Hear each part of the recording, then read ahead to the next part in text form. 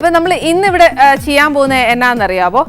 നമ്മുടെ ബദാം ചേർത്തിട്ട് ചെയ്യുന്ന ഒരു കുർമയാണ്. അതെന്നാന്ന് വെച്ചാൽ ചിക്കൻ ആൽമണ്ട് കുർമയാണ് ചെയ്യാൻ പോകുന്നത്. ഇതിപ്പോൾ ഒരു കുഞ്ഞു പീസസ് അല്ല, ഒരു മീഡിയം സൈസ് പീസസാണ് മുറിച്ചേക്കുന്നത്. ഒരു 1.5 കിലോ 2 കിലോയുടെ അടുപ്പിച്ച് വരുന്ന ചിക്കനാണ്. ഒരു 1.5 കിലോ കണക്കാക്കിക്കോ. അതിന് വേണ്ടിയ സാധനങ്ങളാണ് കുറച്ച് മഞ്ഞൾപ്പൊടി, കുറച്ച് ഗരം മസാല, ഇതെന്നാന്നറിയോ, ഇച്ചിരി ജാതിക്ക പൊടിച്ചതാണ്. ജാതിക്ക ഇറ്റ്സ് വെരി ഗുഡ്. അത് ഒത്തിരി ഒന്നുമില്ല കേട്ടോ, ഇച്ചിരിയൊക്കെ ചേർക്കത്തുള്ളൂ. പിന്നെ ആന്നേൽ ഇച്ചിരി ഉപ്പ്, പിന്നെ കുറച്ച് കാശ്മീരി മുളക് പൊടി ആയതിന് നല്ലത്, പിന്നെ ഇത് കുറച്ച് ജീരകം, പിന്നെ ഇച്ചിരി ഗ്രാമ്പു. ഇതിപ്പോൾ ഞാൻ 1 കിലോ ചിക്കൻ ആണെങ്കിൽ 4 മീഡിയം സൈസ് സവാള എടുക്കണ്ടേ. ഇതിപ്പോൾ ഞാൻ 1.5 കിലോ 1.25 കിലോയേ ഉള്ളൂ ഞാൻ എടുത്തേക്കുന്നത്. അപ്പോൾ 6 സവാള മീഡിയം സൈസ് സവാള അരച്ചെടുത്തേക്കുക. പിന്നെ കുറച്ച് ഇഞ്ചി അരച്ചത്, കുറച്ച് വെളുത്തുള്ളി അരച്ചത്, പിന്നെ അതേപോലെ തന്നെ ഞാൻ ഇതും കുറച്ച് ടൊമാറ്റോ, അതായത് അതേപോലെ തന്നെ മീഡിയം സൈസ് ടൊമാറ്റോ ആന്നേൽ 4 എണ്ണം, 1 കിലോ ചിക്കന് 4 എണ്ണം. അപ്പോൾ ഇത് ഒരു 6 എണ്ണം ഞാൻ എടുത്തിട്ടുണ്ട്. പിന്നെ കുറച്ച് കുരുമുളക് പൊടി, കുറച്ച് മല്ലിപ്പൊടി, ഇതിനകത്തോട്ട് ഒരു ഇച്ചിരി ഏലക്കാപ്പൊടിയാണ് ഇടുന്നത്. ഏലക്ക തനിയെ ഇടുന്നില്ല, ഇച്ചിരി പൊടിച്ചിട്ട് കഴിയുമ്പോഴത്തേക്ക് അതിൻ്റെ ഒരു ഫ്ലേവർ പ്രത്യേകമല്ലേ, അപ്പോൾ ഇച്ചിരി ഏലക്ക പൊടിച്ചത്. ഇത് കുറച്ച് മല്ലിയിലയാണ്. ഈ പറഞ്ഞ പോലെ കുറുമയ്ക്കകത്ത് കറിവേപ്പില ഇടാൻ ഒക്കെയല്ലോ, അന്നേരം ഇച്ചിരി മല്ലിയില കൂടുതൽ അരിഞ്ഞു വെച്ചിട്ടുണ്ട്. പിന്നെ എന്നാന്നോ, ഇത് ഇച്ചിരി നല്ല കട്ടി തേങ്ങാപ്പാലാന്നേ. ഈ കട്ടി തേങ്ങാപ്പാലാകുമ്പോഴത്തേക്ക് 2ാം പാലും 3ാം പാലും ഒന്നും വേണ്ട, നല്ല കട്ടിക്ക് എടുത്തേച്ചാൽ മതി. അപ്പോൾ ഗ്രേവിക്ക് കുറച്ചുകൂടെ തിക്നെസ് വരും. ഒരു റിച്ച് ഫുഡ് കൂടിയാട്ടെ ഈ കുറുമ ബേസിക്കലി. ഇതാന്നു നമ്മുടെ ഇച്ചിരി ബദാം ഞാൻ അരച്ചു വെച്ചേക്കുക. ഇത് 50 ആദ്യം ചേർക്കണം, 50-50 റേഷ്യോ. ആദ്യം ഒരു 50 പോർഷൻ ഇതിൽ നിന്ന് ചേർക്കണം, പിന്നെ ഒരു 50 പോർഷൻ ലാസ്റ്റ് വാങ്ങാൻ നേരം. ഇനി എന്താ പറയുക, ഫസ്റ്റ് കാര്യം ചെയ്യാനുള്ള എന്നാന്ന് വെച്ചാൽ നമുക്ക് ഈ ചിക്കൻ ഒന്ന് പെരട്ടി വയ്ക്കാം.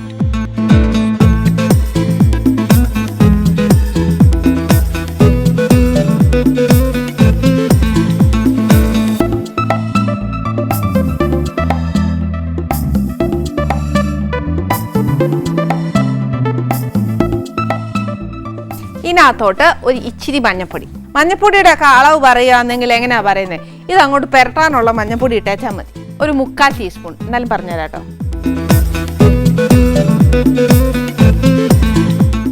പിന്നെ ആണെങ്കിൽ ഒരു ഇച്ചിരി ഗരം മസാല,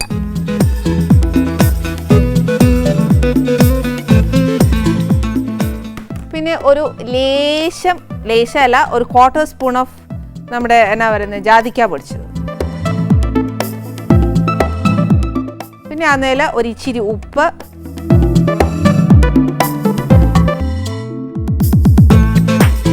പിന്നെ ഇതാ കുറച്ച് മുളക് പൊടി പിന്നെ ഇടുകയില്ല. അപ്പോൾ അതനുസരിച്ച് കളർ അനുസരിച്ച് ഞാനിപ്പം ഇതിനകത്ത് ചേർക്കുന്ന ഒരു 2 ടീസ്പൂൺ നിറച്ചാണ്. ഇനി ഇതിനെ കംപ്ലീറ്റ് ഒന്ന് പെരട്ടി വെച്ച്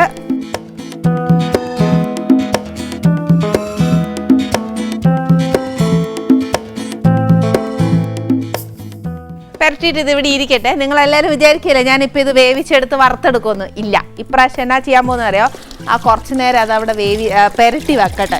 എന്നിട്ട് നമുക്ക് ഇനി എന്നാ ചെയ്യാൻ പോകുന്നത് അറിയോ, നമുക്ക് കറിയൊന്നും ഉണ്ടാക്കാം. അതിൻ്റെ ഗ്രേവിയാന്നേ. പാൻ കത്തിച്ചേച്ച് ഒരു ഇച്ചിരി എണ്ണ, ഇച്ചിരി അല്ല ഇച്ചിരി വേണം. എന്നാന്ന് വെച്ചാലേ നമ്മുടെ ഉള്ളി ഒന്ന് വഴറ്റാനുണ്ട്, എല്ലാ സാധനങ്ങളും ഇനി വഴറ്റാനുള്ളതാണ്. ഒരു 4 ടേബിൾ സ്പൂൺസ് വെച്ചോ.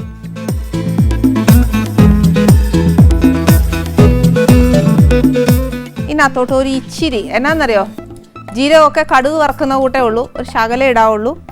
എന്നാലും അളവ് പറഞ്ഞു തരണമല്ലോ വിചാരിച്ചിട്ട് ഒരു 1/4 സ്പൂൺ അത്രേ ഉള്ളൂ കേട്ടോ. ഒരു ഇച്ചിരി കടുക് ഇട്ടു. അതിൻ്റെ കൂട്ടത്തിൽ ഞാനൊരു 3-4 ഗ്രാമ്പും കൂടി ഇടാനാണ്. ഇനി ഇത് ഇച്ചിരി ഒന്ന് പൊട്ടിക്കോട്ടെ. എന്നാൽ നല്ല ചൂടായി. അപ്പം എന്താ അറിയോ, അത് അപ്പം ഈ ഗ്രാമ്പും ഒക്കെ ആന്നേൽ അതിങ്ങനെ ഈ പൊട്ടും. അതേ കൂട്ട് തന്നെ ഇതായി കഴിഞ്ഞു. ഇനി എന്നാന്ന് വെച്ചാൽ ഞാൻ നമ്മൾ അരച്ചു വെച്ചേക്കുന്ന സവാളയില്ലേ, അതിനകത്തോട്ട് ചേർക്കണം. ആ ജീരകത്തിൻ്റെ മണവും എല്ലാം വരുവേ. ജീരകമൊക്കെ മൂത്തില്ലേല ശരിക്കും പറഞ്ഞാൽ ആ നോർത്ത് ഇന്ത്യൻ ഫ്ലേവറൊക്കെ ഒത്തിരി വരുന്നത്. ജീരകം ഒന്ന് മൂക്കണം എന്ന് വെച്ചാൽ എന്നാ പറയുന്ന പട്ട കണ്ടോ, അല്ല പട്ട അല്ല ഗ്രാമ്പു, അതിൻ്റെ പേര് മാറിയപ്പോഴേ അതിന് ദേഷ്യം വന്നു. ഇതാണ്ട് കിടക്കുന്നു. അന്നേരം ഗ്രാമ്പൂ ഒക്കെ ഒന്ന് പൊട്ടും. അന്നേരത്തേക്ക് ഉള്ളി ചേർത്തേച്ചാൽ മതി. കണ്ടാ ഗ്രാമ്പൂ എല്ലാം പൊട്ടിയേ, പട്ടയല്ല ഗ്രാമ്പൂ പറഞ്ഞേ. അന്നേരം പിന്നെ ഇനിയിപ്പോൾ എനിക്ക് പേടിക്കാനില്ലല്ലോ. ഞാൻ ഇച്ചിരി ഈ സവാള ചേർക്കുമ്പോഴും ഒരു ഇച്ചിരി സൂക്ഷിച്ചോണം. ചൂടെണ്ണയാ, സവാളയ്ക്ക് ബേസിക്കലി ആന്നേലും ഇച്ചിരി വെള്ളം ഉള്ളതാണ്.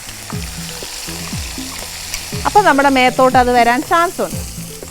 ഇനിയാണെന്ന് ഒരു ഇച്ചിരി സമയം എടുക്കുക. നമ്മൾ ഈ സവാള ചേർക്കുമ്പോഴത്തേക്കും ഉണ്ടല്ലോ, എപ്പോഴും വഴറ്റുന്നേക്കാട്ടിലും ഒരു ഇച്ചിരി സമയം കൂടുതൽ എടുക്കുന്നത് നമ്മുടെ ഈ അരച്ച് ചേർക്കുമ്പോഴത്തേക്കാണ്. പക്ഷേ ആ ഒരു ഇച്ചിരി സമയം നോക്കി വെച്ച് കാര്യമില്ല. കാര്യം എന്നാന്നോ, നമ്മൾ കറി ഉണ്ടാക്കുമ്പോഴത്തേക്ക് നല്ല തിക്ക് ഗ്രേവി ആയിരിക്കും ഈ കിട്ടുന്നത്. മറ്റേന് കിട്ടും ഇല്ലാന്നല്ല പറയുന്നത്. പക്ഷെ ആ ഒരു ഡിഫറൻസ് നല്ലോണം ഉണ്ട് കേട്ടോ, അരച്ച് ചേർക്കുമ്പോഴും നമ്മൾ അരിഞ്ഞ് ചേർക്കുമ്പോഴും.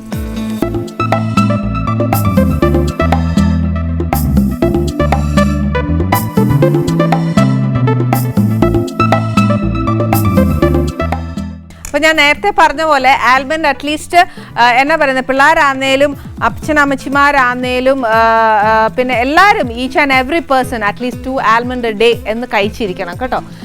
ഏറ്റവും നല്ലൊരു സാധനമാണ്. പിന്നെ ചെന്നേച്ച് ഡോക്ടറോടൊന്നും വലിയ കാര്യത്തിൽ പറഞ്ഞേക്കരുത് ഞാൻ ദിവസം ആൽമണ്ട് തിന്നുന്നുണ്ടെന്ന്. എന്ന് വെച്ചാൽ അവർ പറയും ഇത് ക്ലിനിക്കലി പ്രൂവ്ഡ് ഒന്നും അല്ല, അതുകൊണ്ട് അത് കഴിക്കേണ്ടെന്ന് പറയും. പക്ഷേ ഇത് അതിൻ്റെ ഒരു നല്ലൊരു ഗുണങ്ങൾ അതിനുണ്ട്. എൻ്റെ ഉള്ളി ഇച്ചിരി ഏകദേശം മൂത്ത് കഴിഞ്ഞു കേട്ടോ. ഇനി ഇതിനകത്തോട്ട് എന്നാ ചേർക്കേണ്ടതെന്ന് വെച്ചാൽ ഒരു 3/4 മൂത്ത് കഴിയുമ്പോഴത്തേക്കും നമുക്ക് അരച്ചു വെച്ചേക്കുന്ന ഇഞ്ചിയും വെളുത്തുള്ളിയൊക്കെ ചേർക്കണം കേട്ടോ. അതൊരു നിറച്ചൊരു സ്പൂൺ, അതായത് ഒരു ടീസ്പൂൺ നിറച്ച് രണ്ടും, ഇഞ്ചിയും വെളുത്തുള്ളി അരച്ചതും ഇഞ്ചി അരച്ചതും എല്ലാം നിറച്ചൊരു സ്പൂൺ എടുത്തു.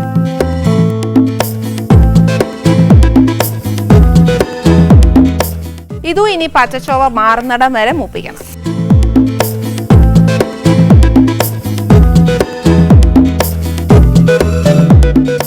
അതല്ല ഇനി ഇഞ്ചിയും വെളുത്തുള്ളിയൊക്കെ പെട്ടെന്നൊന്ന് മൂക്കാനുള്ള സമയം നമുക്ക് ആ ടൈം കിട്ടുന്നില്ല എന്നുണ്ടെങ്കിൽ ആദ്യം നമ്മൾ ഉള്ളി ഇടുകയല്ലേ, ആ സമയം ഒരു ഇച്ചിരി ഉള്ളിയുടെ എന്നാ പറയുന്ന ആ വെള്ളമൊക്കെ ഒന്ന് വറ്റി കഴിഞ്ഞാൽ നമുക്ക് ആ ഇഞ്ചി വെളുത്തുള്ളിയും കൂടെ ഇട്ട് ഒരുമിച്ച് അപ്പം മൂത്തും കിട്ടും.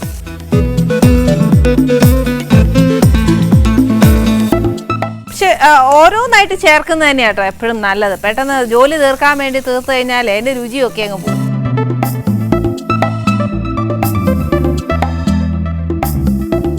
ഇനിയിപ്പോൾ ഇഞ്ചിയും വെളുത്തുള്ളിയൊക്കെ ഇച്ചിരി മൂത്തായിരുന്നു, ആ മണമൊക്കെ വരുന്നുണ്ട്, നല്ല മണമാണ് വരുന്നത്. കുറുമയ്ക്കൊക്കെ നമുക്ക് ഏറ്റവും നല്ലത് ഒന്നെങ്കിൽ പ്ലെയിൻ റൈസ് നല്ലതാ, അല്ലെന്നുണ്ടെങ്കിൽ നല്ല ബ്രെഡില്ലേ, നല്ല ബേക്കറി ബ്രെഡൊക്കെ നല്ലതാ. പിന്നെ ഇതിനകത്തൂടെ നല്ല ചൂട് ബറോട്ട തിന്നാൻ നല്ലതാ ഹെൽത്തിന്. ഞാൻ ഒരിക്കലും പറയില്ല ബറോട്ട തിന്നാൻ, പക്ഷേ ബറോട്ട തിന്നരുതെന്ന് പറഞ്ഞാലും ആരും കാണാതെ ചിലപ്പോൾ ഞാനും തിന്നിരിക്കും കേട്ടോ. എൻ്റെ ഇഞ്ചിയും വെളുത്തുള്ളിയും മൂത്തു. ഇനി എന്നാ ചെയ്യാൻ പോകുന്നത് വെച്ചാൽ ഞാൻ ഇതിനകത്ത് അരച്ചു വെച്ചേക്കുന്ന നമ്മുടെ തക്കാളി ഇല്ലേ അതങ്ങ് ചേർക്കും.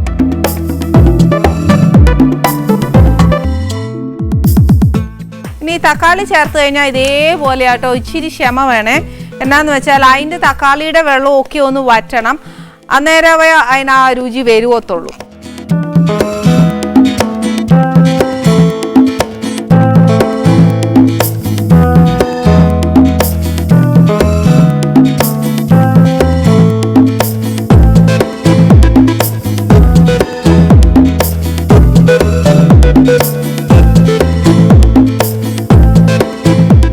ഇപ്പം നമ്മൾ ഇച്ചിരി എന്നാ പറയുന്നത് ടൊമാറ്റോ ചേർത്തില്ലേ, അതിൻ്റെ വെള്ളമൊക്കെ ഇച്ചിരി വറ്റി തുടങ്ങിയേച്ച് നമ്മൾ ആദ്യം ചേർത്ത എണ്ണയാണെങ്കിൽ സൈഡിൽ ഇങ്ങനെ തെളിഞ്ഞു വരുവാന്നേ.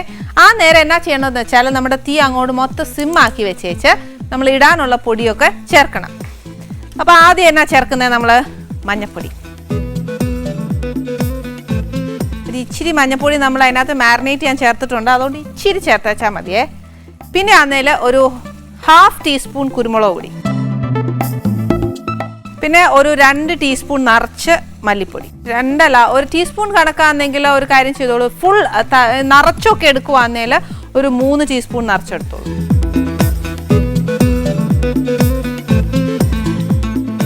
പിന്നെ ഒരു ഇച്ചിരി ഗരം മസാല, നേരത്തെ നമ്മൾ ചിക്കന് ചേർത്തിട്ടുണ്ട്, അന്നേരം പിന്നെ ഇതിനകത്ത് ഒരു 3/4 സ്പൂണ് ചേർത്തേച്ചാൽ മതി.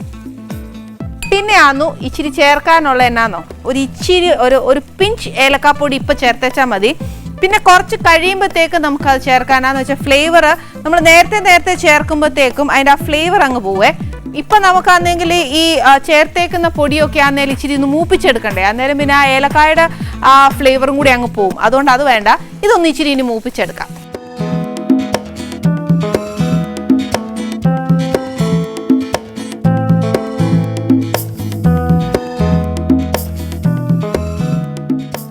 ഇച്ചിരി വെള്ളമാന്നേലും തേങ്ങാപ്പാലാന്നേലും ഒഴിച്ചു കൊടുക്കുവാണെങ്കിൽ നമ്മൾ ഇട്ടേക്കുന്ന പൊടിയാന്നേലും ഒരു ഇച്ചിരി മൂത്ത് കിട്ടും, അല്ലെങ്കിൽ മൂക്കുകയും ചെയ്യും, അതിൻ്റെ കൂട്ടത്തിൽ തന്നെ ആ പൊടി ഇച്ചിരി ഒന്ന് വേവുകയും ചെയ്യും. പിന്നെ ആന്നേലും ആ വെള്ളം വറ്റി കഴിയുമ്പോഴത്തേക്ക് ആ ഉള്ള എണ്ണ തെളിഞ്ഞു വരും. തെളിഞ്ഞു വരുമ്പോഴത്തേക്ക് ഒന്നും കൂടെ നമ്മളതൊന്ന് ഇളക്കി കൊടുക്കുവാന്നേലും ആ ഇട്ട പൊടിയെല്ലാം ഒന്നും കൂടെ ഒന്ന് മൂത്ത് വരികയും ചെയ്യും. ഇപ്പം നമ്മൾ പൊടി ഇച്ചിരി നേരമായില്ലേ ഇട്ടേട്ട്, അന്നേരം ഞാനൊരു ഇച്ചിരി തേങ്ങാപ്പാൽ ഒഴിച്ചു കൊടുക്കുവാന്നേ. ഇതിപ്പോൾ മസ്റ്റൊന്നും അല്ല കേട്ടോ, തേങ്ങാപ്പാൽ ഒഴിച്ചു കൊടുക്കണമെന്ന് മസ്റ്റൊന്നും അല്ല, ഞാനൊരു എളുപ്പ വഴി പറഞ്ഞതേ ഉള്ളൂ.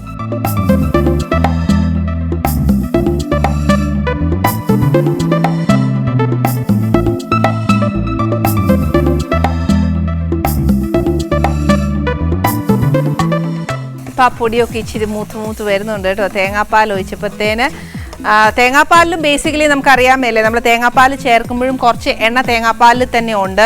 അന്നേരം അത് രണ്ടും കൂടെ നല്ല കോമ്പിനേഷനായി. ഈ പറഞ്ഞ കൂട്ട് ആ പൊടി ഇച്ചിരി തേങ്ങാപ്പാലിലൊക്കെ ആണെന്ന് മൂക്കുമ്പോൾ ഉള്ളൊരു സ്വാദ്, ഒരു പ്രത്യേക സ്വാദല്ലേ. ഈ സമയത്തൊക്കെ ആണെങ്കിൽ നമുക്ക് തോന്നും എന്നാന്നോ ഈ പറഞ്ഞ പോലെ മൂത്ത് കാണും ഇല്ലാതാന്നൊക്കെ തോന്നും. പക്ഷെ എന്നാന്ന് വെച്ചാൽ അങ്ങനെ ഒന്നും ചെയ്യല്ല. എണ്ണ തെളിഞ്ഞു വരാതെ നമ്മൾ ഈ ചേർത്തേക്കുന്ന ഗ്രേവിയിൽ ഒന്നും ചെയ്യല്ല.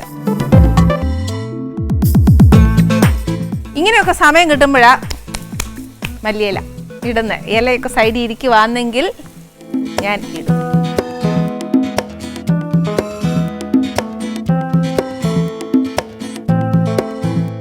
സമയം ഉണ്ടെന്നുണ്ടെങ്കിൽ ഫ്ലെയിമൊക്കെ കുറച്ച് വെച്ച് സമാധാനത്തിൽ എണ്ണ തെളിയിച്ചെടുത്ത് വെച്ചാൽ മതി. അതല്ലാന്നുണ്ടെങ്കിൽ ഇതാ എളുപ്പ വഴി കേട്ടോ.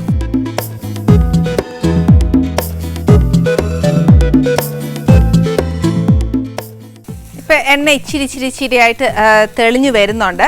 ഈ സമയത്താണ് ഞാൻ ഇനി നമ്മുടെ ചിക്കൻ ഇതിനകത്തോട്ട് ചേർക്കാൻ പോകുന്നത്.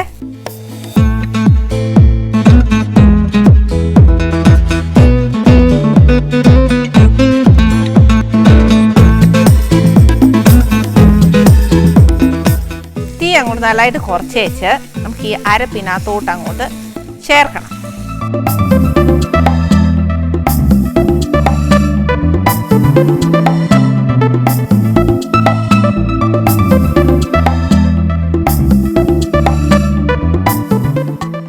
ഇനി ഇതിനകത്തോട്ട് നമുക്ക് നമ്മുടെ തേങ്ങാപ്പാൽ ചേർക്കുക.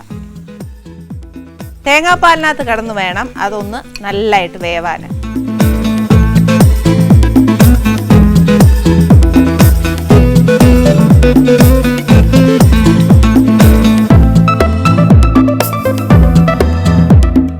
ഇപ്പം തേങ്ങാപ്പാൽ ഒഴിച്ചേക്കുക. ഇപ്പം നമ്മൾ ഉപ്പൊന്നും ചേർക്കണ്ട. കാര്യം എന്നാന്നോ, ഉപ്പ് ചേർത്ത് കഴിഞ്ഞാൽ നമ്മൾ മാരിനേറ്റ് ചെയ്ത് വെച്ചതിനകത്ത് ഇച്ചിരി ഉപ്പ് ചേർത്തിട്ടുണ്ട്. അപ്പോൾ പിന്നെ ഇനിയിപ്പം എന്നാ പറയുന്നത്, തിളച്ച ഇറച്ചിയിലൊക്കെ പിടിച്ച് കഴിയുമ്പോഴത്തേക്ക് ഉപ്പ് ഇച്ചിരി കൂടിപ്പോയാൽ എണ്ണ എടുക്കും. പിന്നെ എന്നെ ചീത്ത പറഞ്ഞിട്ട് കാര്യമില്ല, ഞാൻ ചേർക്കുകയില്ല, നിങ്ങൾ ചേർക്കരുത്. പിന്നെ എന്നാന്നറിയോ, ആൽമണ്ട് ചേർത്ത ബദാം ചേർത്ത കുറുമ ആയതുകൊണ്ട് ഞാൻ പറഞ്ഞില്ലേ ഒരു 50-50 റേഷ്യോ. അന്നേരം നമുക്ക് എന്നാ ചെയ്യണമെന്നറിയാവോ, നമ്മുടെ ഈ ആൽമണ്ട് അരച്ച് വെച്ചേക്കുന്നത് ഒറ്റ ടേബിൾ സ്പൂൺ, ഒരു വലിയ ടേബിൾ സ്പൂൺ മാത്രം ചേർക്കുക. കാര്യം എന്നാന്നോ, ഈ ആൽമണ്ട് കംപ്ലീറ്റ് നമ്മുടെ ചിക്കനേലൊന്ന് പിടിക്കണം. ഒത്തിരി ചേർത്ത് പോയാൽ എന്നാ പറ്റുന്നേ, അടിക്ക് പിടിക്കും. പിന്നെ ഞാൻ ഉത്തരവാദിയല്ല.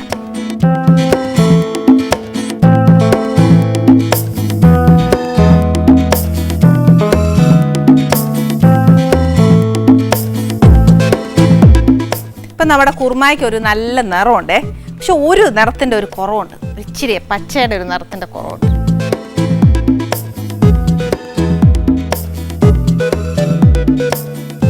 കണ്ടോ, അപ്പോൾ പച്ചയൊക്കെ വരുമ്പോൾ എന്നാ രസമല്ലേ നമ്മുടെ കുറുമ കാണാൻ.